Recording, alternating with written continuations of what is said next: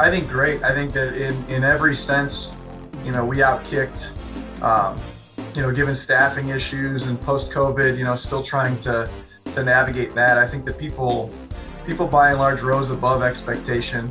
I think a lot of that can be attributed to that sense of kind of starvation for competition and really taking their opportunities more seriously.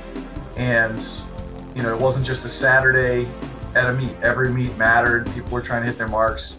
And so it was really great in that regard. I think that also too, like right now in the championship week of the outdoor season, we have easily one of the most prolific national championship fields that Division III's ever seen. A lot of events are way up on final qualifier or the last qualifier mark, like what it took to get in the meet.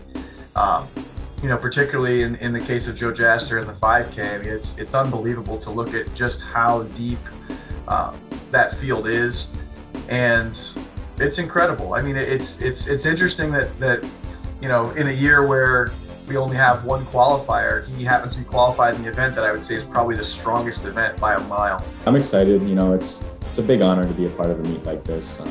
They got 20 of the best people in the country lining up for the 5K and every other event. So I think I saw stats like 10 seconds faster than any other 5K in history. So I'm pretty excited to be a part of that. I think it's going to be a really fun race. I'm feeling good. I'm feeling confident. We were able to knock out the qualifier pretty early at Bucknell in mid-April. So since then we've been kind of able to put our head down and get to work. So we're peaking at the right time, feeling good heading into this weekend. Super proud of him. I think that it's been fun to watch Joe in particular this year because, I remember his freshman year, before COVID hit, he was on our DMR at the Indoor Championship and, had a lot of potential, and where he's come from then is absolutely unbelievable.